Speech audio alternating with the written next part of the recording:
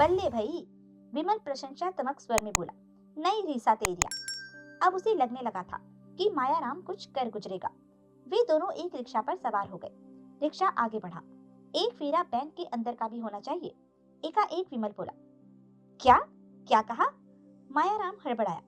मैंने कहा हमें बैंक के भीतर के माहौल की भी खबर हो तो क्या हर्ज है?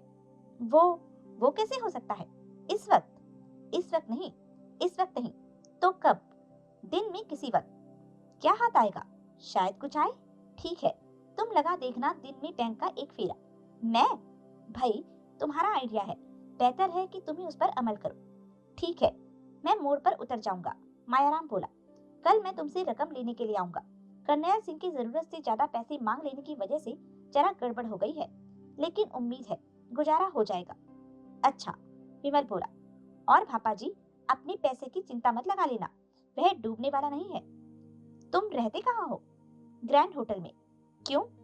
यूं ही पूछा था। असल में कहाँ के रहने वाले हो? जरा रोक की जवाना, वह रिक्शे वाले से बोला। मैं कल मिलूंगा तुमसे। वह रिक्शा रुकते ही नीचे उतर गया। विमल ने कुछ कहने के लिए मुंह खोला, लेकिन फिर ख्याल बदल दिया। उसने मायाराम की ओर हाथ हिलाया। रिक्शा फिर चल पड़ा। मायाराम लंबी डग भरता सुनसान सड़क पर पैदल आगे बढ़ा चला जा रहा था। मेजर की यूनिफॉर्म पहने विमल ने बैंक में कदम रखा। वो यूनिफॉर्म उसको मायाराम के सदके ही हासिल हुई थी। मायाराम उसका कैसे इंतजाम कर सका था, इसकी उसे खबर नहीं थी। उस घड़ी 11:30 बजने को थे। वह मेन डोर के करीब ठिठका। उसकी निगाह पैन होती उस घड़ी व्यस्त बैंक के विशाल हॉल में फिरी।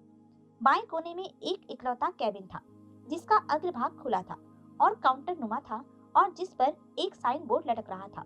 साइन बोर्ड पर लिखा था, मे आई हेल्प यू। विमल वहां पहुंचा। उसकी मेजर की वर्दी का कलर पर पर्याप्त प्रभाव पड़ा। यस सर, वह अदब से बोला। लॉकर के बारे में पता करना था, विमल बोला। अवेलेबल है? जी हाँ, कौन सा साइज लेंगे? विमल ने कुछ क्षण विचार करने का अभिनय किया, फिर बोला, मीडियम अवेलेबल है, सालाना किराया 600 रुपए। ठीक है, क्या करना है? ये फॉर्म भरिए। कलक ने उसे एक छपा हुआ फॉर्म थमाया। पासपोर्ट साइज फोटो भी चाहिए होगी। लाया हूँ। और proof of residence, proof of identity, वो भी लाया हूँ। और बस सेविंग बैंक अकाउंट खुलवाना होगा। वो तो पहले से है, लोहगढ़ ब्रांच में, यहाँ ट्रांसफर करा लूंगा। फिर तो काम आसान है, बस फॉर्म भर दीजिए। फॉर्म भर के आपको देना होगा? नो सर, वो परे दूसरे सिरे पर सीढ़ियां देख रहे हैं, नीचे को जाती। जी हाँ, वहाँ बाजू में लॉकर्स का डीलिंग असिस्टेंट बैठता है। भरा फॉर्म लेकर उसके पास जाइएगा। ठीक, लेकिन मेरे को अलॉट होने वाला लॉकर मेरी चॉइस का चाहिए। चॉइस का? हाँ, वो बॉटम में नहीं होना चाहिए। डीलिंग असिस्टेंट को ऐसा बोलिएगा, वो आपको लॉकर्स चैम्बर में ले जाएगा और मीडियम साइज के अवेलेबल लॉकर्स की बाबत बताएगा। Good, thank you. You are welcome sir. Vimal वहां से हटा और वापस प्रवेश द्वार के करीब पहुंचा, जहां की विजिटर्स के लिए सिटिंग अरेंजमेंट था। उसने वहां बैठकर फॉर्म भरा। फोटो उसके पास नहीं थी, होनी चाहिए थी, उसको सूझा तक नहीं था। आखिर लॉकर उसने सच में तो लेना नहीं था।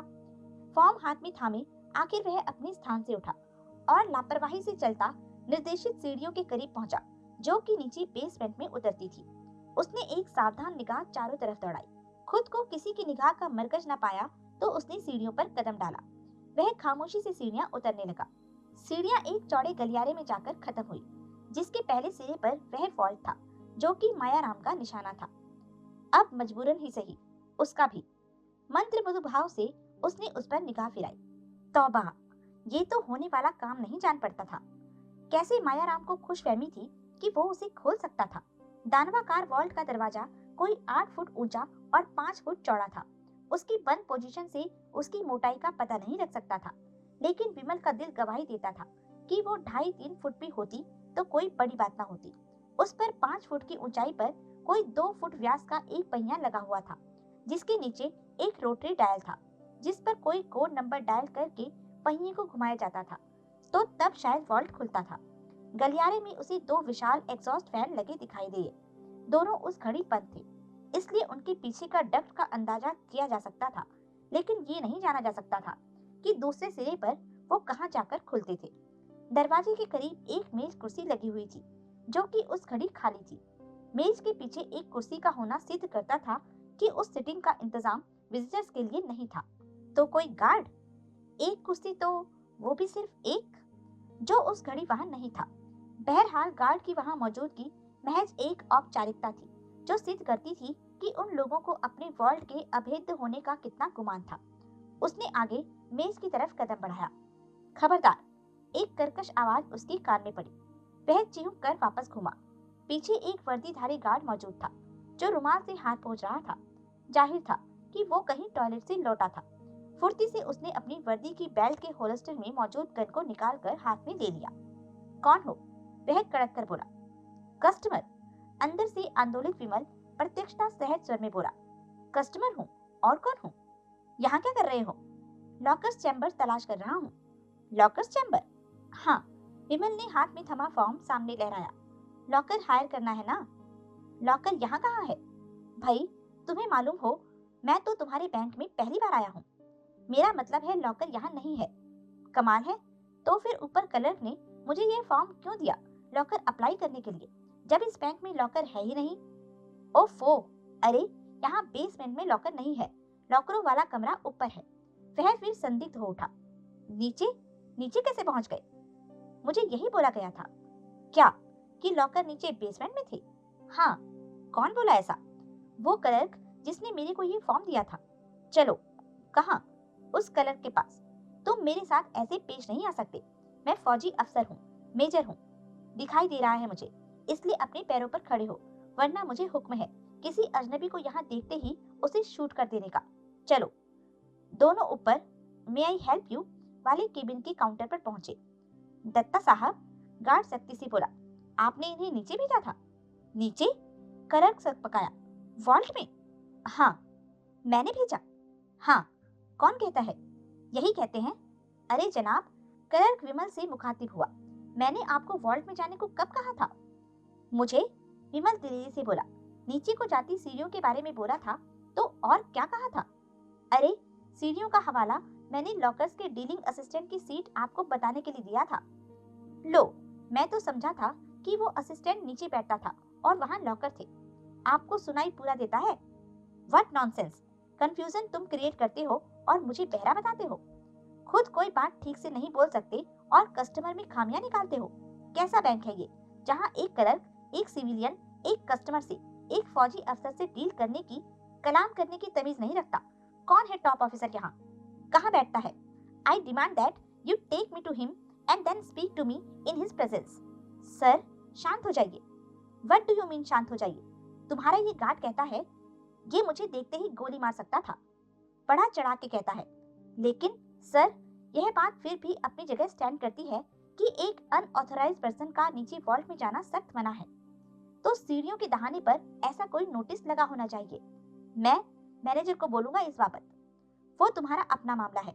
अभी ये बोलो, तुम्हारा ये ट्रिगर, हैप्पी गार्ड मेरा पीछा कब छोड़ेगा? जगत सिंह क्लर्क गार्ड से बोला। जो हुआ एक गलतफहमी के तहत हुआ। नहीं। अच्छा। गार्ड अनिश्चित भाव से बोला। हाँ, ये फौज के जिम्मेदार अफसर है, इरादतन कोई गलत नाजायज काम नहीं कर सकते। या कर सकते हैं? नहीं। तो जो हुआ उसे भूल जाओ और जाओ अपनी ड्यूटी पर। अच्छी बात है। फिर भी शक की शिकायती निगाह से विमल को देखता गार्ड चला गया। आइए। पीछे क्लर्क अपनी कुर्सी से उठता बोला। मैं खुद आपको डीलिंग असिस्टेंट के पास छोड़कर आता हूँ। जरूरत नहीं, विमल शुष्क स्वर में बोला। यानी इस बार सही जगह पर पहुंचेंगे? नहीं। जी। यहाँ सही जगह कोई है ही नहीं। ये ब्रांच ही गलत है। ऐसी ब्रांच में मेरे को लॉकर नहीं लेना जहाँ की कदम रखते ही मेरी फजीयत की नौबत आई। सर, आप?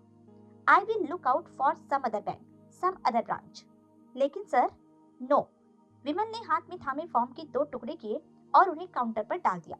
क्लर्क हकबकाया सा उसका मुंह देखने लगा। क्लर्क पर अपेक्षा भरी निगाह डालता विमल घूमा और बाहर की तरफ बढ़ा। अब उसका वहाँ कोई काम नहीं था।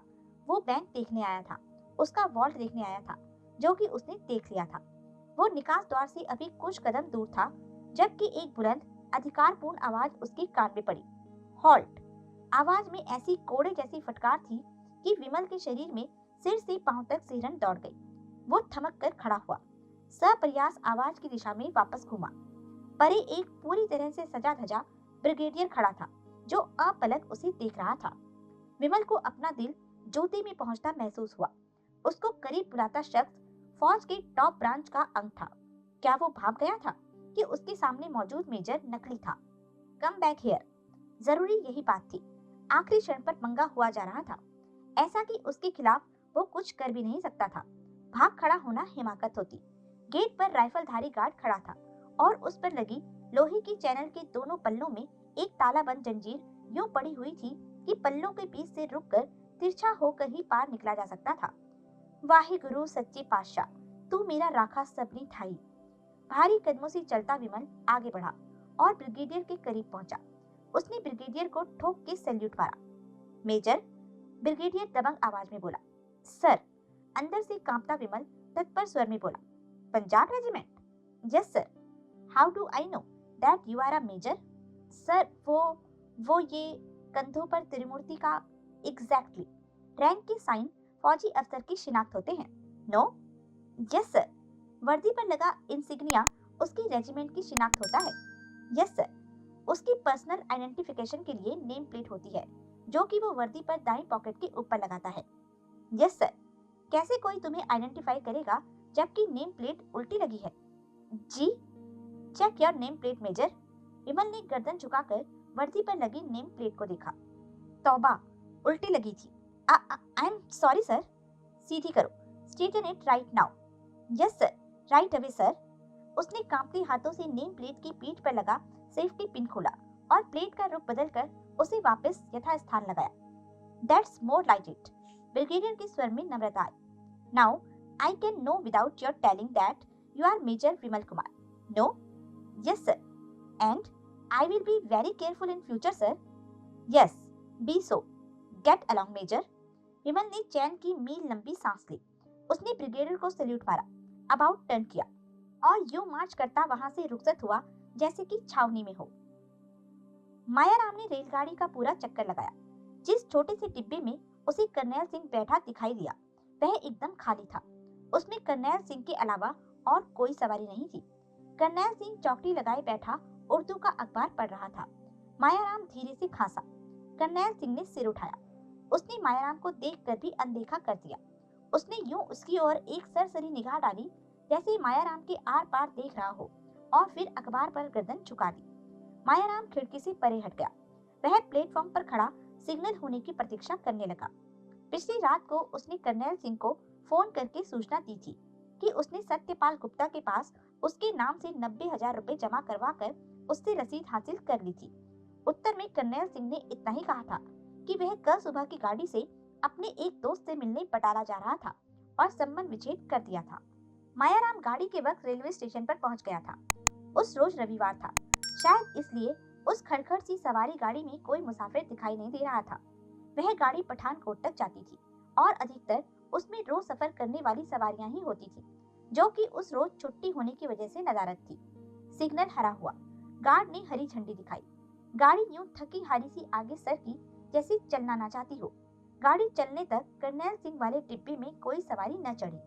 गाड़ी रफ्तार पकड़ने लगी तो मायाराम लपक कर उस डिब्बे में चढ़ गया। कर्नैल सिंह ने यूं उसकी ओर देखा जैसे वह कोई अवांछित व्यक्ति हो। उसने अखबार लपेटकर एक ओर रख दिया। लानत है। मायाराम धम से उसकी बगल में बैठता बोला। क्या बेहुदा जगह चुनी है मुलाकात के लिए? यही जगह ठीक है, कर्नैल सिंह शुष्क स्वर में बोला। मैं नहीं चाहता कि कोई मुझे तुम्हारे जैसे आदमी के आसपास भी देखे। अगर यह डिब्बा खाली ना मिलता तो? क्यों ना मिलता? मुझे पहले से मालूम है कि छुट्टी वाले दिन यह गाड़ी लगभग खाली जाती है। फिर भी सारी गाड़ी खाली तो नहीं है। जो सवारियां और डिब्बों में हैं, वो इसमें हो सकती थी। होती तो वेर का कत्तू नंगल तक उतर जाती, ना उतरती तो इस डिब्बे से मैं उतर जाता। अच्छा बादशाह हो, मायाराम असहाय भाव से बोला। तुसी खुश रहो। रसीद निकालो। मायाराम ने रसीद निकालकर उसे थमा दी। मैं सत्यपाल गुप्ता के हस्ताक्षर पहचानता हूँ, कर्नैल सिंह बोला। वह बड़े गौर से रसीद का निरीक्षण करने लगा। अंत में उसने संतुष्टिपूर्ण ढंग से सिर हिलाते हुए रसीद तय की और उसे अपनी बास्केट की भीतरी जेब में रख लिया। ठीक है? मायाराम ने पूछा। हाँ, कर्नैल सिंह बोला। तो फिर कहानी शुरू करो। सुनो, कर्नैल सिंह बेहद गंभीर स्वर में बोला। मैं सारी कहानी एक ही बार कहूंगा। कोई शंका हो तो हाथ के हाथ उसका समाधान कर लेना। कोई बात याद न रह सकने वाली लगे तो उसे नोट कर लेना। आज के बाद मैं तुमसे बात नहीं करना चाहता। मैं तुम्हारी सूरत नहीं देखना चाहता। मैं तुमसे कतई कोई वास्ता नहीं रखना चाहता। मैं तुम्हें चेतावनी दे रहा हूँ। आज के बाद मुझे कभी फोन मत करना। कभी मुझे रास्ते में कहीं रोकने की कोशिश मत करना। तुमने ऐसी कोई हरकत की तो मैं बिना तुम्हारा लिहाज किए तुम्हारी पुलिस में रिपोर्ट कर दूंगा। मुझे यह भी बताने की जरूरत नहीं कि मेरे से हासिल जानकारी को तुम कब किस तरीके से इस्तेमाल करने वाले हो, और मुझसे किसी अतिरिक्त मदद की भी उम्मीद न रखना। अगर तुमने मेरी ड्यूटी के दौरान बैंक पर धावा बोलने की कोशिश की तो मैं बिना तुम पर रहम खाए या तुम्हारा कोई भी लिहाज किए अपनी ड्यूटी भुगताऊंगा। और तुम्हें बताने की जरूरत नहीं कि मेरी ड्यूटी क्या है। मैं तुम्हारा सहयोगी नहीं। मैं तुम्हारी करतूतों में तुम्हारा कोई हिस्सेदार नहीं। इसलिए तुम मुझसे कोई ऐसी फिल्मी उम्मीद मत रखना कि तुम मुझसे कोई चाबी वगैरह हासिल कर लोगे या मुझे इस बात के लिए तैयार कर लोगे कि अलार्म मैं काट दूं या तुम्हें वहां देखकर मैं तुम पर गोली ना चलाऊं। ऐसी कोई उम्मीद करना बेकार होगा। अच्छा। करनैल सिंह ने अपनी वास्कट की भीतरी जेब में से एक लंबा लिफाफा निकाला। उस लिफाफे में से उसने बड़ी सावधानी से एक बदरंग सा कागज निकाला और उसे मायाराम की गोद में डाल दिया। मायाराम ने कागज उठाकर बड़ी सावधानी से उसकी तह खोली और उसे अपनी गोद में बिछा लिया। उस कागज पर कई आड़ी तिरछी लकीरें खींची हुई थी। मायाराम को जल्दी ही समझ आने लगा कि वह मेहता हाउस का विस्तृत नक्शा था। उसमें सामने, पीछे और आसपास की सड़कें, मुख्य द्वार, विशाल कंपाउंड, खिड़कियों तथा दरवाजों की स्थिति तथा हर फ्लोर का पूरा प्लान अंकित था, और संबद्ध फासले भी फुटों और इंचों में अंकित थे। जहाँ जहाँ ए लिखा दिखाई दे रहा है, करनैल सिंह बोला, उन तमाम जगहों पर अलार्म की घंटियां हैं। कुल 4 घंटियां हैं जो इमारत के चारों कोनों पर सड़क से 30 फुट ऊपर लगी हुई है। एक घंटी और है जो वार्ड के दरवाजे से संबंधित है और इमारत में नहीं बल्कि नजदीकी पुलिस स्टेशन पर बजती है। सिक्योरिटी स्टाफ के कम से कम 6 आदमी हर वक्त ड्यूटी पर रहते हैं। दोपहर के 12 बजे भी। इमारत में दाखिल होने के कई रास्ते हैं, लेकिन वार्ड तक पहुंचने का केवल एक ही रास्ता है और वह है बेसमेंट को जाती सीढ़ियां।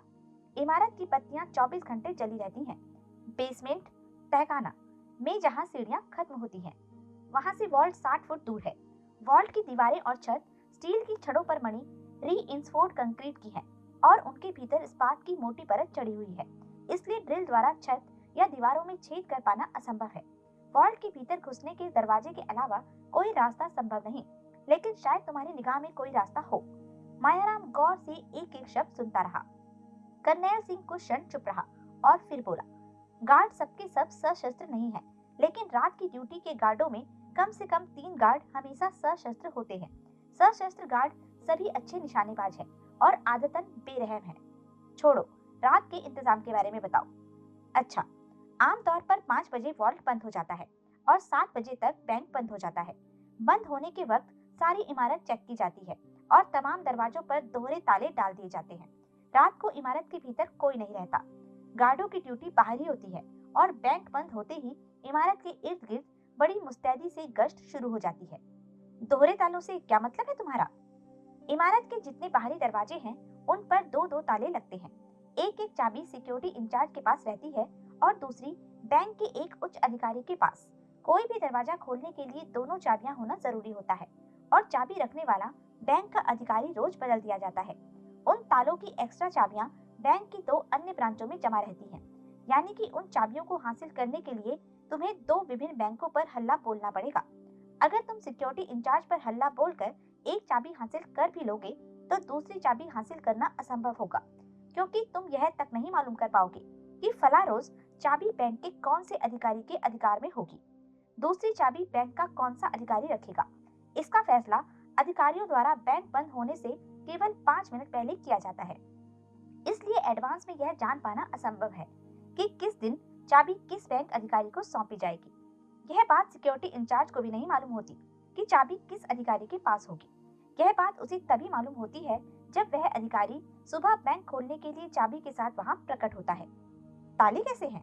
निहायत मजबूत, विलायती, बाहर से बनकर आते हैं, कोई 9 लीवर से कम नहीं।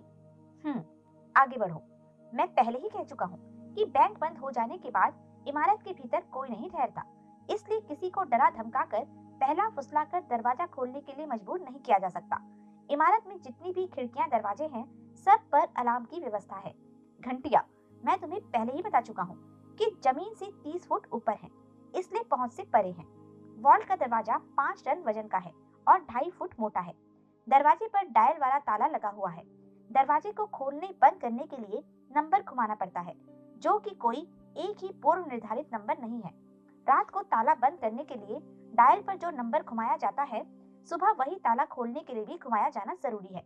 इस प्रकार ताले के कॉम्बिनेशन नंबर को रोज बदला जा सकता है। नंबर रोज बदला जाता भी है? मुझे नहीं मालूम। ये बातें बैंक के उच्च अधिकारी ही निश्चित करते हैं। आमतौर पर जो अधिकारी वॉल्ट बंद करता है, उसे प्रवेश द्वार की चाबी नहीं दी जाती। जिसे चाबी दी जाती है, उसे वॉल्ट बंद करने की जिम्मेदारी नहीं सौंपी जाती। इसे हमेशा एक सामूहिक जिम्मेदारी का काम बनाकर किया जाता है। आगे, वॉल्ट का जो अलार्म पुलिस स्टेशन पर बजता है, उसकी तार पुलिस स्टेशन पर लगी घंटी तक पीएनटी की अंडरग्राउंड केबल में से प्राप्त की गई है। मैंने नक्शे पर उस केबल का पूरा रूट लाल पेंसिल से अंकित कर दिया है और केबल के उस पेयर का कलर कोड भी लिख दिया है जो घंटी से संबंधित है। दिन में तो बैंक वालों को ही वॉल्ट खोलना पड़ता है, इसलिए उस घंटी को बंद करने का और दोबारा चालू करने का कोई स्विच भी होगा? है। कर्नल सिंह तनिक हंसा, लेकिन वह स्विच वॉल्ट के भीतर लगा हुआ है। यह कैसे हो सकता है? वॉल्ट का दरवाजा रात को बंद हो जाने के बाद सुबह दरवाजा खोलने से पहले उस स्विच को बंद कैसे किया जा सकता है? नहीं किया जा सकता। इसी वजह से जब सुबह 10 बजे वॉल्ट खोला जाता है, तो पुलिस स्टेशन पर घंटी बजने लगती है। इसलिए रोज सुबह निर्धारित समय पर वॉल्ट खोलने से पहले पुलिस स्टेशन पर टेलीफोन करके सूचित किया जाता है कि वॉल्ट खोला जाने वाला है, इसलिए खतरे की घंटी पर ध्यान न दिया जाए। ओह, और शनिवार को बैंक 3 बजे बंद हो जाता है और फिर सोमवार सुबह 10 बजे के करीब, यानी कि 43 घंटे के बाद खुलता है। इमारत के बाहर की गश्त अंधकार होते ही शुरू हो जाती है और सुबह सूरज चढ़ने तक चलती है। कंपाउंड के भीतर फाटक के पास एक बड़ा कमरा है, जिसमें सिक्योरिटी चीफ का दफ्तर है और उन गार्डों के बैठने के लिए स्थान है जिनकी गश्त की ड्यूटी नहीं होती। गश्त के लिए एक वक्त में कम से कम 4 गार्ड की ड्यूटी लगती है और उन्हें 6 घंटे की शिफ्ट में काम करना पड़ता है। गश्त में किसी लापरवाही या ढील की उम्मीद करना बेकार है, क्योंकि वह बड़ी मुस्तैदी से की जाती है। गार्डों की पगार बहुत बढ़िया है और सब आदतन जिम्मेदार, कर्तव्यनिष्ठ और आदतन ईमानदार आदमी हैं, सिवाय तुम्हारे। मायाराम के मुंह से अपने आप ही निकल गया। कर्नल सिंह ने कहर भरी निगाह से उसकी ओर देखा, फिर बड़ी मुश्किल से अपने स्वयं पर काबू पाया और बोला, मतलब की बात सुनो, ज्यादा उस्ताद बनने की कोशिश मत करो। अच्छा। सिक्योरिटी चीफ के ऑफिस में भी अलार्म का बटन है, जो वॉल्ट के अलार्म से संबंधित है। वहाँ रात को कम से कम एक आदमी की ड्यूटी जरूर रहती है। गश्त की ड्यूटी पर लगे गार्डों को निर्धारित समय पर बाहर से एक घंटी बजानी पड़ती है, जिससे भीतर बैठे आदमी को मालूम होता रहता है कि गश्त चल रही है और अभी एक चक्कर समाप्त हुआ है। उस आदमी को कड़ा निर्देश है कि अगर घंटी ना बजे तो वह बाहर निकलकर तफ्तीश करने से पहले वॉल्ट से संबंधित घंटी का बटन दबा दे, ताकि पुलिस स्टेशन पर अलार्म खड़क जाए। कहने का मतलब यह है कि गश्त पर लगे गार्ड पर आक्रमण करके उन्हें अपने अधिकार में कर लेने से भी तुम्हें कोई फायदा नहीं पहुंचने वाला है। आगे बढ़ो, और स्टेशन आने वाला है, इसलिए जल्दी जल्दी जबड़ा चलाओ। मैंने तुमसे थोड़ी बहुत नहीं, पूरी 90,000 की जानकारी हासिल करनी है। 90,000 के काबिल तो गश्त वाले गार्ड का टाइम टेबल ही है। वही बताओ। बैंक बंद होने के बाद पहली गश्त 23 मिनट बाद आरंभ होती है, इससे अगली 24 मिनट बाद और उससे अगली 53 मिनट बाद। उसके बाद आधे घंटे के अंतर के बाद इस तरतीब को उल्टा दोहराया जाता है, अर्थात चौथी गश्त 53 मिनट बाद, पांचवी 24 मिनट बाद और छठी 23 मिनट बाद। उसके बाद पहले वाली तरतीब फिर दोहराई जाती है। यह सिलसिला सूरज निकलने तक चलता रहता है। हर गश्त के अंत में एक बार मुख्य द्वार को चेक किया जाता है। मुख्य द्वार में एक छोटी सी ऑब्जर्वेशन विंडो है, जिसमें आंख लगाकर बैंक के भीतर हॉल में झांका जा सकता है। मैंने पहले ही बताया है कि बैंक के भीतर के हॉल की बत्तियां नहीं बुझाई जाती। उस विंडो से नीचे बेसमेंट की ओर जाती सीढ़ियां साफ दिखाई देती हैं और वॉल्ट तक पहुंचने का वही एक इकलौता रास्ता है। गश्त के लिए तमाम टाइम मैंने इस नक्शे के पीछे नोट कर दिए हैं। बेसमेंट में और क्या है? कुछ भी नहीं, सिर्फ वॉल्ट है।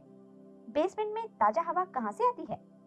वहाँ एयर कंडीशनिंग का डक्ट लगा हुआ है, लेकिन अगर तुम समझ रहे हो कि उस डक्ट के रास्ते से बेसमेंट में पहुंचा जा सकता है, तो यह ख्याल छोड़ दो, यह नामुमकिन है। वह बोला और गौर से नक्शे का अध्ययन करने लगा। कर्नल सिंह खामोश उसके बगल में बैठा रहा। गाड़ी वेरका के स्टेशन पर आकर रुकी। मायाराम ने नक्शा लपेटकर अपनी जेब में रख लिया। दो भिखारी ने डिब्बे में दाखिल हुई और उनसे परे दरवाजे के पास फर्श पर बैठ गई। मायाराम ने एक सिगरेट सुलगा लिया। करनैल सिंह ने बुरा सा मुंह बनाया तो मायाराम उसकी बगल से उठकर खिड़की के पास चला गया और धुआं बाहर फेंकने लगा। गाड़ी चली। उसके आउटर सिग्नल पार करने के बाद मायाराम ने नक्शा फिर निकाला और उसे अपने सामने फैला लिया। वह बड़े गौर से नक्शे का अध्ययन करने लगा। उसने जेब से एक कागज और पेंसिल निकाली और नक्शे के संदर्भ से कागज पर कुछ हिसाब किताब लगाने लगा। वह चाहता था कि अगर उसके मन में कोई शंका पैदा हो तो उसका समाधान तभी करनैल सिंह के सामने ही हो जाए। करनैल सिंह बड़ा अक्खड़ आदमी था। उसकी इस बात को गंभीरता के साथ लेना जरूरी था कि भविष्य में वह मायाराम से कोई वास्ता नहीं रखना चाहता था। बाद में फिर संपर्क स्थापित करने की कोशिश करने पर वह बखेड़ा खड़ा कर सकता था। उसका ध्यान वॉल्ट के दरवाजे की ओर गया। 2.5 फुट मोटा दरवाजा। उसका मुंह सूखने लगा। वह डींग ही हाँक रहा था या वह वाकई उसे खोल सकता था। दरवाजे को बारूद लगाकर उड़ाने का तो सवाल ही नहीं पैदा होता था। पूरा दरवाजा बारूद से उड़ाने के लिए इतना बारूद लगाना पड़ता कि वॉल्ट के साथ साथ पूरी इमारत उड़ जाती और इमारत के भीतर मौजूद लोगों का तिनका तिनका बिखर जाता। नहीं, उसे खोलने का एक ही तरीका था, वही जो उसने शुरुआत में सोचा था। दरवाजे को गलाकर ही खोला जा सकता था, लेकिन 30 इंच मोटी पक्की लोहे की परत को गलाकर उसमें छेद करना भी कोई मामूली काम नहीं था। उसने कागज पर हिसाब लगाया।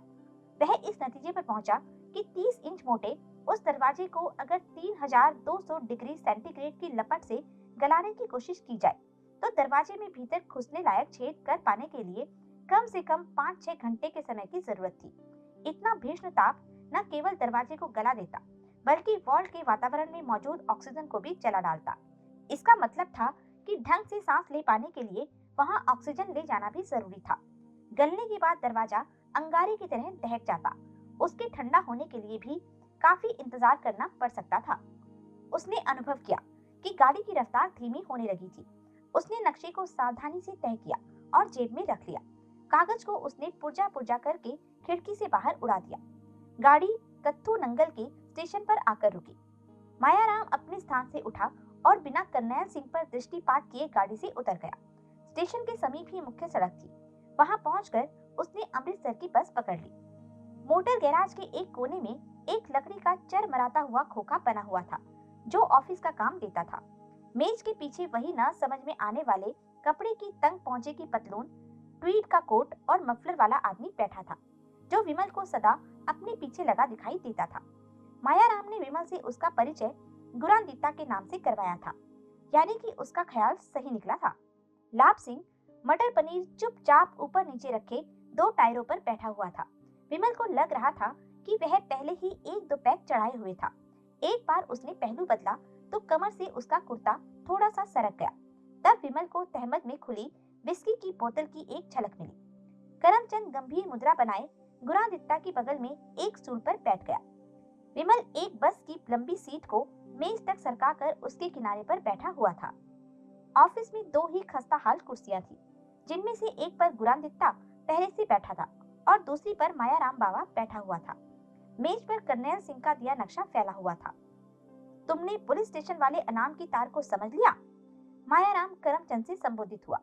हाँ, करमचंद ने संक्षिप्त सा उत्तर दिया। काम कर सकते हो? यह भी कोई कहने की बात है? करमचंद हैरानी से बोला। और मुझे आता क्या है? वधिया। इस नक्शे से मालूम होता है कि बैंक के वॉल्ट से चली तार जहां P&T की अंडरग्राउंड केबल से आकर मिलती है, वह स्थान मेहता हाउस के कंपाउंड के भीतर ही है। दूसरी ओर पुलिस स्टेशन पर जहां वह तार निकलती है, वह जगह पुलिस स्टेशन की हद के भीतर है और आगे भी वह लोहे के पाइप में गई है। कहने का मतलब यह है कि तार को उसके सिरों पर नहीं काटा जा सकता, जो कि अगर किया जा सकता होता तो निहायत आसान काम होता। इस काम को अब तनिक कठिन तरीके से करना होगा, यानी कि केबल को जमीन में से खोदकर बाहर निकालना होगा। लॉरेंस रोड टेलीफोन का एक चलता रूट है, इसलिए वह केबल कम से कम 100 पेयर की होगी। उन 100 पेयरों में से वह पेयर छांट कर काटना होगा, जो कि हमें करनैल सिंह ने बताया है, और फिर केबल की मरम्मत करके उसे यथापूर्व दफनाना होगा। और यह काम खुलेआम करना होगा। हाँ, लेकिन कोई फर्क नहीं पड़ने वाला। टेलीफोन की केबल अक्सर खराब हो जाती है। तुमने डाक तार के कर्मचारियों को अक्सर सड़क पर कहीं तंबू लगाए केबल खोदकर उसकी मरम्मत का काम करते देखा होगा। क्या कभी उनकी ओर ध्यान दिया तुमने? नहीं, मायाराम बोला, कोई भी नहीं देता, लेकिन डाक तार का कोई अधिकारी तो इस ओर ध्यान दे सकता है। मुझे उम्मीद नहीं। बड़े शहरों में केबल रिपेयर का काम एक आम बात है। वह कभी नहीं सोच पाएगा कि केबल बिगड़ी नहीं है और काम में लगे लोग डाक तार विभाग के कर्मचारी नहीं हैं। मायाराम बोला। उसकी आवाज से लग रहा था कि वह पूरी तरह से आश्वस्त नहीं था। वह मत पालो उस्ताद जी, करमचंद आश्वासन पूर्ण स्वर में बोला। यह मेरा काम है, इसे तुम मुझ पर ही छोड़ा रहने दो। चंगा, लेकिन मेरे लिए सामान का इंतजाम एडवांस में करना होगा। क्या क्या सामान? एक तंबू, खुदाई का सामान, लेड स्लीव, बिच्चूमन कंपाउंड, पेपर स्लीव, कुछ औजार, मेगर वगैरह। सब इंतजाम हो जाएगा, गुरादित्ता बोला। काम कब करोगे? मायाराम ने पूछा। दिन दहाड़े, अंधेरा होने के बाद, करमचंद बोला। 8 बजे ठीक रहेगा। लोग शक नहीं करेंगे कि सरकार के किसी विभाग के कर्मचारी इतनी रात गए काम कर रहे हैं। लोग खुश होंगे, वे खुश होंगे कि इमरजेंसी के बाद से डाक तार विभाग के कर्मचारी इतने कर्तव्यनिष्ठ हो गए हैं कि काम के लिए वक्त नहीं देखते। वैसे केबल रिपेयर के काम का कोई वक्त नहीं होता, यह अक्सर देर सवेर भी चलता है। इस काम में कितना वक्त लगेगा? अगर ज्यादा नफासत ना दिखाई जाए तो 2-2.5 घंटे। तो फिर 8 की जगह 7 बजे का वक्त रखो। अगर इस काम में तुम्हें देर लग गई तो अगले काम गड़बड़ा सकते हैं। बेहतर।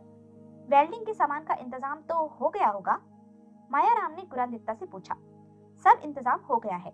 मैंने गैस के सिलेंडरों सहित सारा सामान पेटियों में पैक करवा कर रख दिया है, गुरादित्ता बोला। साथ ही मैंने गैस मास्क, एक आग बुझाने का उपकरण और एक 50 फुट लंबी एल्यूमिनियम की फोल्डिंग सीढ़ी भी पैक करवा दी है। शुक्रवार सुबह वह और जरूरत का बाकी सारा सामान उस ट्रांसपोर्ट कंपनी में मद्रास के लिए बुक करवा दिया जाएगा। बहुत खूब। धावा कब बोलने का इरादा है? विमल ने पूछा। शनिवार रात को, मायाराम बोला। अभी 6 दिन पड़े हैं। इस बीच हमें यह अच्छी तरह ठोक बजाकर देख लेना है कि करनैल सिंह ने जो गश्त का टाइम टेबल हमें बताया है वह सही है। और क्या इंतजाम है? करमचंद 2 वायरलेस सेट बना रहा है। उनके द्वारा बैंक में घुस चुकने के बाद हम ट्रांसपोर्ट कंपनी के गोदाम और घटना स्थल के बीच संपर्क रख सकते हैं। भगवान न करे अगर काम छोड़कर भाग निकलने की नौबत आ गई तो वह संपर्क सूत्र बहुत काम आएगा। Very good. इसके अतिरिक्त मैं अनुभव करता हूँ कि हम सबके पास एक दूसरे से मिली हुई और एकदम सही टाइम देने वाली घड़ियां होनी चाहिए, ताकि हम गार्डों की गश्त के समय का एक एक सेकंड तक का हिसाब रख सके। मेरी और लाभ सिंह के पास घड़ी नहीं है, इसलिए हमें 2 अच्छी घड़ियां भी खरीदनी होगी। ठीक है, एक आध रिवॉल्वर का भी इंतजाम होना चाहिए, गुरादित्ता बोला। मैं जरूरी नहीं समझता, मायाराम बोला। अगर हम इमारत में घुसने में ही कामयाब न हुए तो रिवॉल्वर वैसे ही किसी काम की नहीं। भीतर पहुंच जाने के बाद अगर गार्डों को हमारी खबर लग गई तो हमारी हालत पिंजरे में फंसे पंछी जैसी होगी। वहां से एकाएक भाग निकलना असंभव है और गार्ड और पुलिस का मुकाबला करने के लिए मशीन गन भी काफी नहीं। अगर हमने गोली चलाई तो ना हमारा कोई फायदा होगा और ना बचाव, लेकिन पकड़े जाने पर यह बात हमारी सजा दुगनी जरूर करवा देगी कि हमने सशस्त्र डकैती डाली थी और हम चोरी ही नहीं खून खराबे को भी उतारू थे। नहीं, रिवॉल्वर वगैरह कोई नहीं रखेगा, इसके इंतजाम की जरूरत नहीं। अगर किसी के पास रिवॉल्वर हो तो वह अभी बता दे। मैं नहीं चाहता कि कोई रिवॉल्वर साथ ले जाए और वहां घबरा कर गोली चला बैठे। सब चुप रहे। विमल, मेरे पास रिवॉल्वर तो क्या पेंसिल घड़ने का चाकू तक नहीं है, विमल बोला। ठीक है, मैं आप लोगों को पहले ही बता चुका हूँ कि हमने ट्रांसपोर्ट कंपनी की 4थी मंजिल की खिड़की से बैंक की छत तक सीढ़ी लगाकर बैंक में पहुंचना है। बैंक की छत ढलुआ है और छत में से इमारत के भीतर जाने का कोई रास्ता नहीं है। ढलुआ छत के किनारों पर कोई 10 इंच चौड़ी सीधी छजली है जो हमारे बहुत काम आने वाली है। बगल में बनी ट्रांसपोर्ट कंपनी की इमारत की वजह से मेहता हाउस की 4थी मंजिल की सारी खिड़कियों पर अलार्म लगे हुए हैं, यानी कि सिक्योरिटी वालों को यह ख्याल तो आया है कि बगल की इमारत से कोई बैंक की छत तक पहुंच सकता है, लेकिन वे इस बात से भी आश्वस्त है कि वहां पहुंचकर भी कोई भीतर नहीं घुस सकता, लेकिन हम घुस सकते हैं। हाँ, योजना यह है कि हम लोग ट्रांसपोर्ट कंपनी की खिड़की से बैंक की छत पर सीढ़ी लगाएंगे और बैंक की छत पर पहुंच जाएंगे। मैं और करमचंद इमारत के कोनों पर लगी अलार्म की घंटियां काट देंगे। घंटियां जमीन से 30 फुट ऊंची लगी हुई हैं और छत से भी कम से कम 25 फुट नीचे है। छत से रस्सी के सहारे नीचे लटक कर घंटियों तक पहुंचना होगा और उन्हें काटना होगा। उसके बाद हम ट्रांसपोर्ट कंपनी की दिशा में बनी बैंक की खिड़की को खोल सकते हैं और सीढ़ी उस खिड़की में लगा सकते हैं। उस खिड़की के रास्ते ही हम और हमारा वॉल्ट का दरवाजा कराने का सामान बैंक के भीतर दाखिल होगा। हम लोग सीढ़ी पर देख लिए जाएंगे, सीढ़ी ही देख ली जाएगी। ऐसा नहीं होगा। शनिवार को अमावस की रात है। आजकल सख्त सर्दियों के दिन है। कभी कभार रात को कोहरा भी छा जाता है। नीचे गली में से सीढ़ी तो वैसे ही नहीं दिखाई देगी और फिर हमें गश्त का पूरा टाइम टेबल मालूम है। हम सीढ़ी तभी लगाएंगे जब गार्ड गली में से गश्त लगाकर जा चुके होंगे। दरअसल ज्यादा ख्याल हमें इस बात का रखना है कि हमें कोई सुने नहीं, ना कि कोई देखे नहीं। देख हमें कोई नहीं पाएगा, लेकिन हमारी आहट उन्हें नीचे गली में मौजूद न हुए बिना भी सुनाई दे सकती है। इसलिए गैस के सिलेंडर वगैरह सीढ़ी के रास्ते बैंक तक पहुंचाते समय हमें बेहद ज्यादा सावधानी बरतनी है। कोई चीज हाथ से निकलकर नीचे जा गिरी तो बहुत शोर मचाएगी और कहानी वहीं खत्म कर देगी। मायाराम अपने शब्दों का प्रभाव अपने साथियों पर देखने को एक क्षण के लिए रुका और फिर आगे बढ़ा। एक बार इमारत में पहुंच जाने के बाद हम सीढ़ियों के रास्ते ग्राउंड फ्लोर पर पहुंचेंगे। वहां मेन हॉल में हमेशा प्रकाश रहता है और बंद मुख्य द्वार में बनी ऑब्जर्वेशन विंडो में से भीतर झांका जा सकता है। हॉल पार करके बेसमेंट की सीढ़ियों तक पहुंचने में हमने भारी सावधानी बरतनी है। यह काम गश्त की समाप्ति से पहले ही हो सकता है, क्योंकि गश्त के फौरन बाद एक स्थापित रूटीन के अनुसार ऑब्जर्वेशन विंडो में से भीतर हॉल में जरूर झांका जाता है। यह काम हम अनुमान के आधार पर नहीं कर सकते। हमें निश्चित रूप से यह मालूम होना चाहिए कि जिस वक्त हम प्रकाशित हॉल में कदम रखेंगे उस वक्त कोई विंडो में से भीतर नहीं झांक रहा होगा। यहाँ वायरलेस सेट काम आएगा। ट्रांसपोर्ट कंपनी की खिड़की में से गश्त की रूटीन पर निगाह रखी जा सकती है। हम में से एक आदमी पीछे वही रह जाएगा। वह हमें वायरलेस सेट पर चेतावनी दे देगा कि कब हम सुरक्षित रूप से हॉल पार करके बेसमेंट की सीढ़ियां उतर सकते हैं। पीछे कौन रहेगा? विमल ने पूछा। करमचंद, मायाराम बोला। अलार्म काटने का सारा काम इसी ने करना है, जो कि बहुत जानलेवा है। उसके बाद यह और काम करने के योग्य नहीं रहेगा। यह वापस ट्रांसपोर्ट कंपनी वाली इमारत में चला जाएगा और हम चारों के इमारत में पहुंच जाने के बाद सीढ़ी वापस खींच लेगा। यह अकेला सीढ़ी खींच पाएगा? खींच पाएगा। सीढ़ी एल्यूमिनियम की है, इसलिए काफी हल्की है। आई सी। मायाराम ने अपलक विमल को देखा।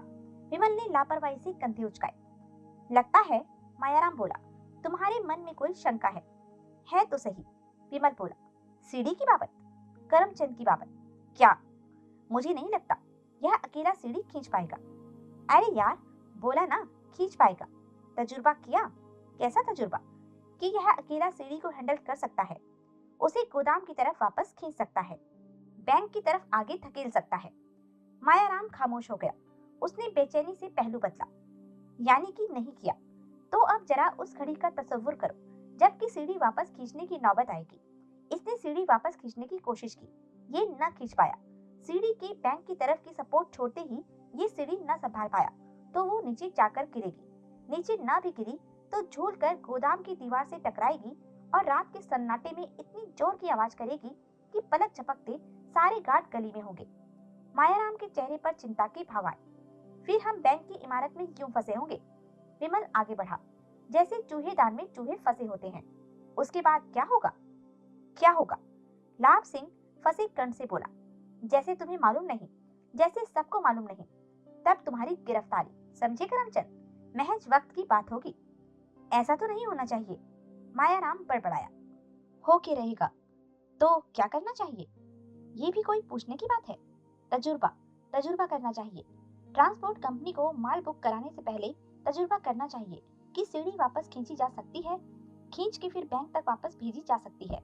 शुक्रवार को कंसाइनमेंट ट्रांसपोर्ट कंपनी के हवाले करने से पहले आइडेंटिकल कंडीशंस क्रिएट करके हमें सुनिश्चित करना चाहिए कि करमचंद अकेला सीढ़ी को हैंडल कर सकता है। मायाराम जिद भरे स्वर में बोला। तुम पागल हो। एक वाहियात जिद पकड़कर सबकी, खुद अपनी भी जान जोखिम में डालना चाहते हो। कुछ नहीं होता किसी की जान को। मैं फिर कहता हूँ, वो सीढ़ी एल्यूमिनियम की है, इसलिए ज्यादा वजनी नहीं है। करमचंद ने हैंडल की? नहीं। लेकिन तुमने हैंडल की? नहीं। किसी ने की? कोई कुछ न बोला। तो फिर क्या अभी भी कुछ कहना बाकी है? खामोशी छा गई। उस्ताद जी, फिर लाभ सिंह बोला। ये जो कह रहा है ठीक कह रहा है। हमें ही ये बात पहले सूझनी चाहिए थी। गुरादित्ता बोला। यह तजुर्बा करने का ख्याल? तब करमचंद भी चिंतित भाव से बोला, किसी न किसी को पहले ही आना चाहिए था। हल्ला हल्ला, मायाराम झुंझुलाए लहजे से बोला। हम तजुर्बा करेंगे कि करमचंद सीढ़ी खींच सकता है या नहीं। अभी करो, विमल बोला। अभी मुमकिन नहीं। क्यों? सीढ़ी यहाँ नहीं है। तो कहाँ है? जहाँ है वहां से यहाँ। अरे, अभी मिली नहीं, कल डिलीवर होगी। बल्ले भाई, अब तक सीढ़ी की शक्ल नहीं देखी और दावा कर दिया कि उसे करमचंद खींच सकता है। 6 सेक्शन की फोल्डिंग सीढ़ी तैयार करके देने वाले ने बोला था कि सीढ़ी का वजन एक शख्स के संभाल सकने लायक होगा। ऐसी तसल्लियों के आसरे काम करते हो, फिर भी उस्ताद होने का दावा करते हो। उस्ताद जी कहलाते हो। मायाराम के जबड़े भींचे, उसके चेहरे पर बड़े सख्त भाव आए। ओए काका, लाभ सिंह बोला, हुन छठ सीढ़ी दा पिछा, कल हो जाएगा ना तजुर्बा। ठीक है, विमल बोला। अब मायाराम को आगे बढ़ने दे। बोलो उस्ताद जी, सीढ़ी का स्यापा खड़ा होने से पहले क्या कह रहे थे? मैं क्या कह रहा था? मायाराम हड़बड़ाया। हाँ, मैं कह रहा था कि करनैल सिंह की जरूरत से ज्यादा रकम मांग लेने की वजह से हमारी योजना में एक छोटी सी गड़बड़ हो गई है, जो कि हमें किसी प्रकार भुगतनी पड़ेगी। विमल के 1 लाख रुपए में से हमारा इरादा एक सेकंड हैंड कार और वैन खरीदने का भी था। अगर 2 गाड़ियां हमारी अपनी होती तो डकैती के बाद राज्य से निकल भागने में हमें बहुत सहूलियत होती। अब यह काम मुमकिन नहीं। करनैल सिंह इतना माल डकार गया कि अब हम एक भी गाड़ी खरीदने का सपना नहीं देख सकते। लेकिन गाड़ी की जरूरत तो फिर भी रहेगी, विमल बोला। उसका इंतजाम गुरादित्ता ने किया है। हमें इसकी वर्कशॉप में मरम्मत के लिए आई गाड़ियों में से किसी से काम चलाना होगा। इसके अलावा कोई चारा नहीं। गुरादित्ता कहता है कि वह शनिवार को एक गाड़ी और एक पिकअप वैन का इंतजाम कर देगा। इससे योजना में इतना ही फर्क पड़ेगा कि डकैती के फौरन बाद राज्य से कूच कर जाने का ख्याल हमें छोड़ना पड़ेगा। हम गुरादित्ता की 2 गाड़ियां अपने साथ नहीं ले जा सकेंगे। वे हमें अगली सुबह गैराज में वापस लौटानी होंगी। मेरे ख्याल से इस इंतजाम में भी कोई हर्ज नहीं है। ठीक है, लाभ सिंह लापरवाही से बोला। तो यह है सारी योजना, मायाराम बोला। उसकी पैनी निगाह बारी बारी सब पर फिर गई। कोई कुछ पूछना चाहता है? कोई कुछ न बोला। मैं कुछ पूछना नहीं, विमल खंकार कर गला साफ करता हुआ बोला। कुछ कहना चाहता हूँ। सबकी प्रश्न सूचक निगाह उसकी ओर उठ गई। क्या? मायाराम ने पूछा। इस अभियान में लाभ सिंह की तहमत नहीं चलने वाली। की मतलब? लाभ सिंह हड़बड़ाकर बोला। तहमत में तुम्हारा पांव उलझ सकता है। सीढ़ी पर आगे बढ़ते वक्त ऐसा हो गया तो सीधे 50 फुट नीचे सड़क पर आकर पड़ोगे। इस काम के लिए जिस्म के साथ टाइट फिट कपड़ों की जरूरत है। तो क्या करूं? पतलून पहनूं? हाँ। ओ बाऊ, मैं तो जब से पैदा हुआ हूँ तब से तहमत बांध रहा हूँ। आज तक तहमत में मेरा पाँव नहीं उलझा। कभी तो पहल होनी ही होती है। तुम मेरी फिक्र मत करो, मैं पतलून नहीं पहनने वाला। बहुत जिद करोगे तो वक्त आने पर तहमत उतार कर गले में डाल लूंगा। और तुम हर वक्त नशा करने के आदी मालूम होते हो। नशा लापरवाही को जन्म देता है। लाभ सिंह का चेहरा कानों तक लाल हो गया। उसने कोई सख्त बात कहने के लिए मुंह खोला, लेकिन मायाराम पहले ही बोल पड़ा। ठीक है, लाभ सिंह शनिवार को शराब नहीं पिएगा। लेकिन लाभ सिंह ने तीव्र विरोधपूर्ण स्वर में कहना चाहा। ओए लाभ सिंघा, मायाराम बोला, मन जा कंजर दिया। हल्ला हल्ला। लेकिन उस्ताद जी, इसे समझा दो कि शराब पीकर होश इस जैसे कुक्कड़ खोते होंगे। मैं तो शराब पीकर ज्यादा चौकन्ना और ज्यादा होशियार हो जाता हूँ। गुरमुखो, विमल मीठे स्वर में बोला, मेरी बात का कोई गलत मतलब ना लगाओ। मैंने जो कुछ कहा है सबके भले के लिए कहा है। चल ठीक है, इस दिन ना पीती दिन ना सही। शुक्रिया। लेकिन मनाही शनिवार की है ना, आज की तो नहीं। मनाही कभी की भी नहीं। मैं तो फिर हो जाए तुम्बा तुम्बा दारू। और लाभ सिंह ने तहमत की फेंट में से बोतल खींचकर मेज पर रख दी। सदके जावा, गुरादित्ता बोला। लाभ सिंह, इसी बात पर आज मैं ऐसा मटर पनीर मंगाता हूँ जैसा तूने लाहौर बनने के बाद से आज तक नहीं खाया होगा। तेरा बच्चा जीवे, लाभ सिंह आशीषे देता बोला। वाहे गुरु तेनु लाड साहब बनावे। गुरादित्ता उठकर बाहर चला गया। वातावरण में जो वक्ती तलखी पैदा हो गई थी वह समाप्त हो गई। सुबह तजुर्बा किया गया। गैराज के पिछवाड़े में एक विशाल कंपाउंड था, जहां आइडेंटिकल कंडीशंस स्थापित की गई और करमचंद को सीढ़ी खींचने को बोला गया। तजुर्बा फेल हो गया। दूसरी ओर की सपोर्ट हटते ही सीढ़ी के वजन को वह न संभाल पाया। सीढ़ी नीचे को झूल गई। और उसका पहला आजाद सिरा भड़ाक की आवाज से जमीन से जाकर टकराया। करमचंद ने फिर कोशिश की, फिर वही नतीजा निकला। अब विमल को छोड़कर बाकी तीनों के हवास गुम थे। की कितना जाए? लाभ सिंह पशेमान लहजे से बोला। उस्ताद जी बोलेगा ना? विमल सहज भाव से बोला। लाभ सिंह ने बाकियों ने भी मायाराम की तरफ देखा। मायाराम बेचैनी से पहलू बदलने लगा। इसी की गारंटी थी, विमल बोला, कि एल्यूमिनियम की होने की वजह से सीढ़ी ज्यादा वजनी नहीं थी। ओए, मायाराम भड़का, बाज आजा। आ गया उस्ताद जी। विमल ने होठ भींच लिए। कई क्षण खामोशी रही। कोई हल भी तो होगा। फिर गुरादित्ता दबे स्वर में बोला, हर समस्या का होता है। करमचंद भी वैसे ही स्वर में बोला। बोलो उस्ताद जी, लाभ सिंह बोला। मायाराम निगाह चुराने लगा, पहलू बदलने लगा। ओए काका, लाभ सिंह विमल से मुखातिब हुआ। हुन तुम्ही ने दर्द दिया है, तुम ही दवा देना। जैसा तू ही कुछ करके दिखाना ना। आखिर वड्डा तजुर्बेकार तो तू ही है हम सारे जनों में। समस्या खड़ी की है तो कोई हल भी तो बोलना। बोलूं? विमल तनिक विनोदपूर्ण स्वर में बोला। ओए, रहे रबदाना, अभी भी पूछ ही रहा है? आज रात ही तो हम सब ने फांसी लगना है। अब नहीं बोलेगा तो कब बोलेगा? आसान तरीका तो यही है भाई लोगों, विमल बोला, कि गोदाम की इमारत में करमचंद के साथ एक आदमी और हो, यानी उधर से सीढ़ी को 2 जने संभाले, 2 जने खींचे। वो दूसरा आदमी मैं हो सकता हूँ। मायाराम तत्काल इनकार में सिर हिलाने लगा। सबकी सवालिया निगाहें उस पर टिकी। ये नहीं हो सकता, मायाराम बोला। विमल का मेरे साथ होना जरूरी है। क्यों? करमचंद बोला। वजह मैं अभी नहीं बता सकता, मौका आने दो। वजह तुम सब खुद समझ जाओगे। विमल नहीं तो कोई और? नहीं, भीतर एक आदमी कम से काम नहीं चल सकता। मैं तो सच पूछो तो ये चाहता था कि किसी तरीके से हम सब फॉल्ट के भीतर होते। अब एक आदमी और कम हो जाए, इसका तो मैं ख्याल भी नहीं कर सकता। ओह! फिर खामोशी छा गई। फिर लाभ सिंह विमल से बोला, कोई और तरीका सोच बाऊ। और तरीका? विमल विचारपूर्ण स्वर में बोला। और साइंटिफिक तरीका तो यह है कि पुल्लियां इस्तेमाल की जाए। गोदाम में और बैंक की इमारत में पुल्लियां फिक्स की जाए। 2 गोदाम की इमारत में और 1 बैंक की इमारत में, और उन पर से मजबूत रस्सी गुजारी जाए। रस्सी को गोदाम की ओर मौजूद सारी सीढ़ी के उधर से पहले डंडे के साथ बांधा जाए। फिर रस्सी को काफी पीछे कहीं सीढ़ी के लेवल पर फिक्स पुल्ली से गुजारा जाए।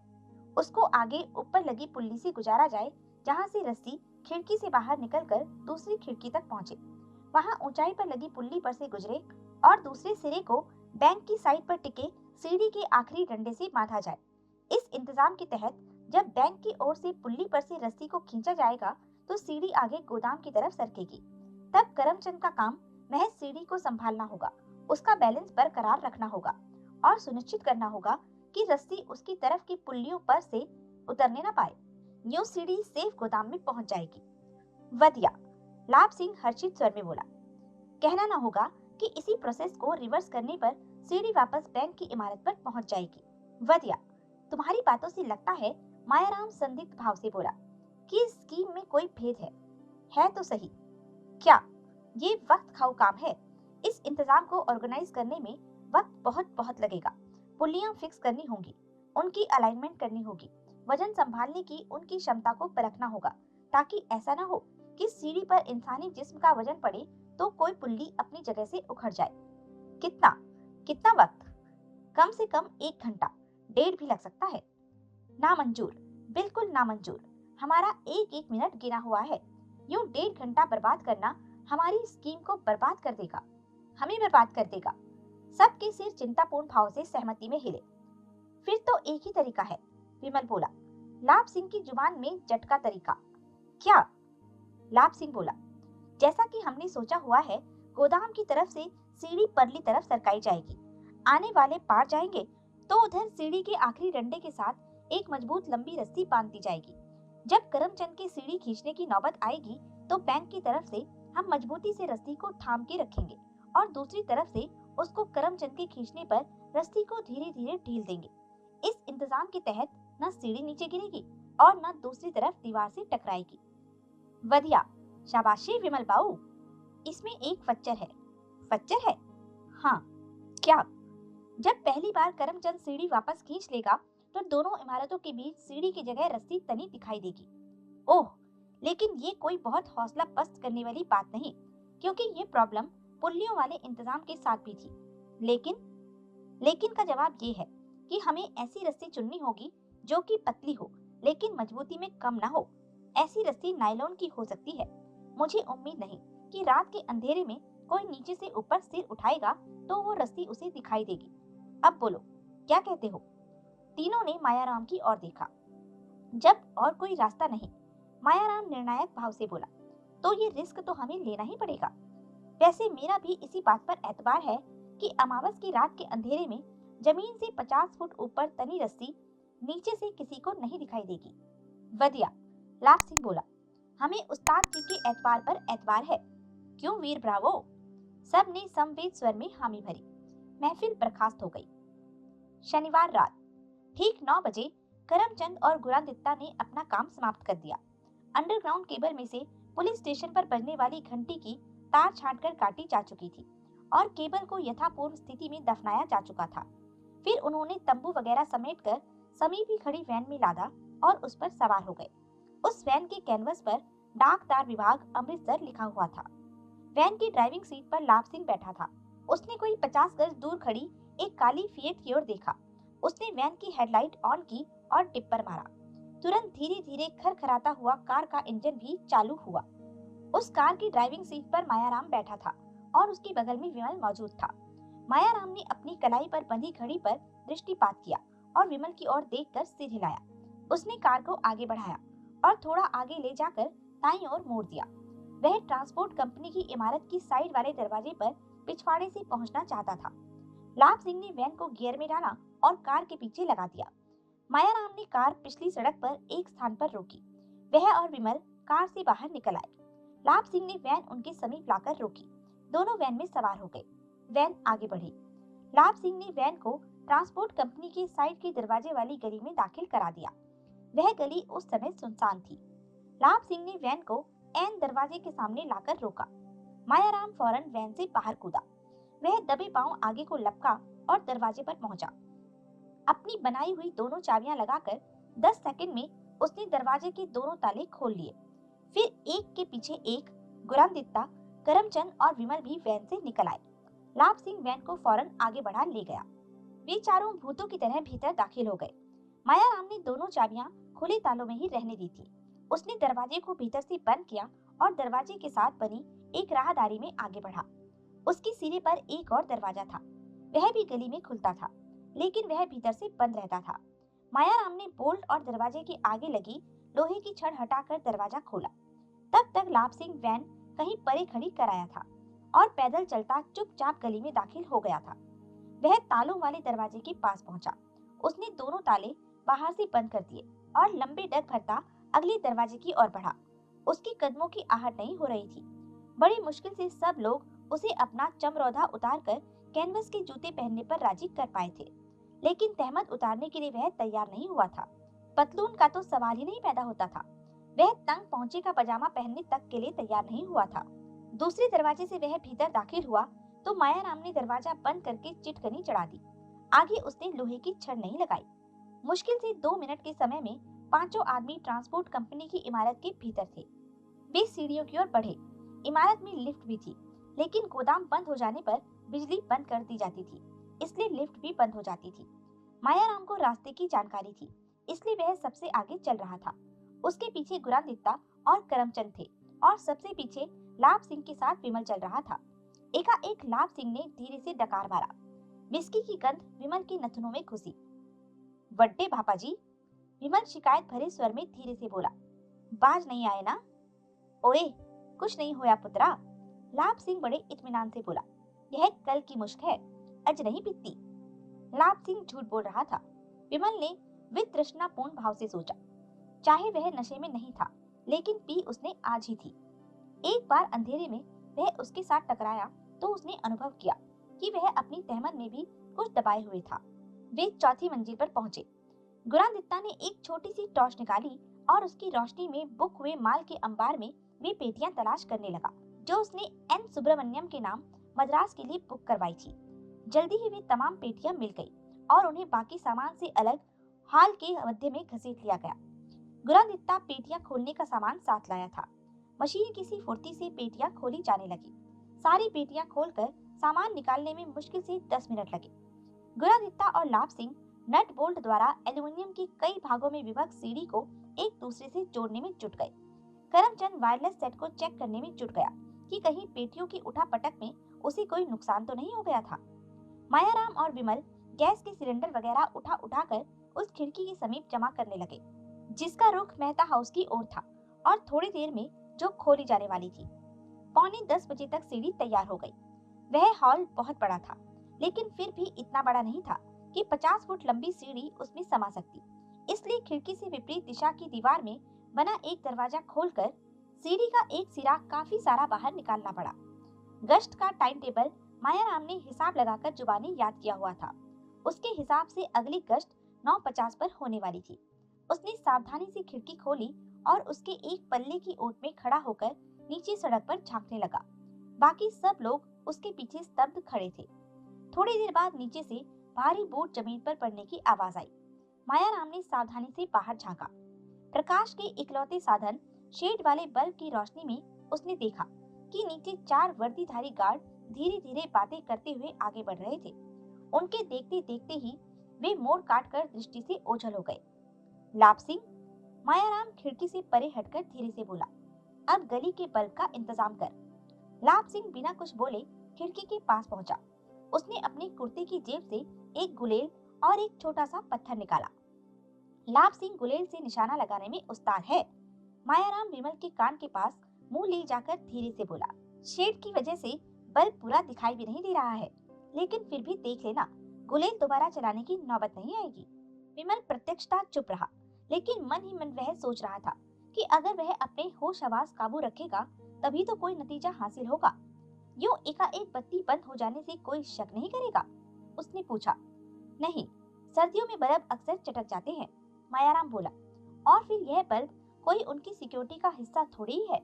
इसके जलने न जलने से उनके सख्त इंतजाम पर क्या फर्क पड़ता है? विमल चुप हो गया। लाभ सिंह ने निशाना लगाया। बल्ब हल्की सी चटाक की आवाज के साथ टूट गया। गली में अंधेरा छा गया। मायाराम ने घड़ी देखी। 9:55 हो गए थे। उसने तत्काल वायरलेस सेट अपने गले में लटका लिया और सामान का एक झोला संभाल लिया। सीढ़ी, वह बोला। लाभ सिंह, गुरादित्ता तथा विमल ने बड़ी फुर्ती से सीढ़ी खिड़की से बाहर निकालनी आरंभ कर दी। करमचंद ने भी कुछ सामान संभाला। सीढ़ी का दूसरा सिरा मेहता हाउस की छत पर जाकर टिक गया। लाभ सिंह ने सीढ़ी को झटके देकर अच्छी तरह तसल्ली कर ली कि सीढ़ी वहां से फिसलने वाली नहीं थी। फिर उसने मायाराम को संकेत किया। मायाराम खिड़की की चौखट पर चढ़ गया। उसने सीढ़ी का खिड़की से थोड़ा आगे का एक डंडा थामा, पीछे एक डंडे पर अपने पांव जमाए और एक चौपाई की तरह सीढ़ी पर आगे बढ़ने लगा। सीढ़ी उसकी वजन से पूरी तरह लचक रही थी, लेकिन उसे विश्वास था कि वह मजबूत थी, उसके वजन से टूटने वाली नहीं थी। वह सुरक्षित बैंक की ढलुआ छत पर पहुंच गया। उसकी सीढ़ी से पार होते ही करमचंद भी उसी प्रकार आगे बढ़ा। कुछ क्षण बाद वह भी मायाराम के पास बैंक की छत पर था। करमचंद की सीढ़ी से अलग होते ही बाकी तीनों आदमियों ने सीढ़ी वापस खींच ली और खिड़की को थोड़ा सा भिड़का दिया। तभी 10-13 की गश्त पर आए गार्ड नीचे से गुजरे। मायाराम और करमचंद सांस रोके नीचे सड़क पर चलते उनके सायों को देखते रहे। गली में अंधेरा पाकर वे ठिठके तक नहीं। शायद इस प्रकार बल्ब फ्यूज हो जाना या बत्ती बंद हो जाना उनकी निगाह में कोई खास महत्वपूर्ण बात नहीं थी। केवल एक गार्ड ने टॉर्च जला ली और उसका प्रकाश अपने और अपने साथियों के आगे आगे डालता चलने लगा। वे मोड़ काट कर दृष्टि से ओझल हो गए। सड़क फिर खाली हो गई। साले मशीन की तरह काम करते हैं, मायाराम बुदबुदाया। मजाल है वक्त में 1 सेकंड की भी गड़बड़ हो जाए। यह छजली तो बहुत कम चौड़ी है उस्ताद जी, करमचंद शिकायत कर रहा था। मायाराम ने अपने झोले से एक नायलॉन की लंबी मजबूत रस्सी निकाली। उस रस्सी के एक सिरे पर उसने एक फंदा सा बना दिया। करमचंद ने पुल्लियों का सेट, उनको कसने वाले क्लैंप, पेचकस, कटिंग प्लायर जैसे कुछ औजार निकाले। दोनों संकरी छजली पर चलते हुए छत के किनारे पर पहुंचे। वहां उन्होंने बड़ी दक्षता से पुल्लियों को छजली के साथ कस दिया और उन पर से रस्सी गुजार दी। छजली आरसीसी की थी, इसलिए उसके टूटने का खतरा नहीं था। उन्होंने पुल्ली और रस्सी की मजबूती को खूब अच्छी तरह चेक कर लिया। वे प्रतीक्षा करने लगे। 10:37 पर गार्ड फिर गली से गुजरे। उसके बाद वे 53 मिनट बाद वहां प्रकट होने वाले थे। बहुत वक्त था, लेकिन काम भी बहुत जानलेवा था। करमचंद ने पुल्ली से नीचे लटकी रस्सी के सिरे के फंदे में पांव फंसाया और बड़ी दक्षता से इमारत की साइड के साथ नीचे लटक गया। मायाराम धीरे धीरे रस्सी छोड़ने लगा। रस्सी करमचंद के वजन से पुल्लियों के बीच में से होती हुई धीरे धीरे नीचे सरक रही थी। मायाराम ने पहले ही 25 फुट की लंबाई पर निशान लगाया हुआ था। वह निशान आया तो उसने अपना हाथ रोक दिया। अब यह उसकी जिम्मेदारी थी कि वह रस्सी को सरकने न दे। उसने बड़ी मजबूती से रस्सी को थाम लिया। करमचंद ने टटोल कर कंड्यूट पाइप से बाहर आती वह तार तलाश की जो अलार्म की घंटी तक जाती थी। उसने वह तार काट दी। तार में करंट था। करंट से करंट वाली तार टकराने पर एक क्षण के लिए एक शरारा सा फूटा और फिर शांत हो गया। करंट के हैंडल पर इंसुलेशन चढ़ा हुआ था, इसलिए वह करंट करमचंद के शरीर तक न पहुंच सका। फिर उसने रस्सी को एक पूर्व निर्धारित ढंग से झटका दिया।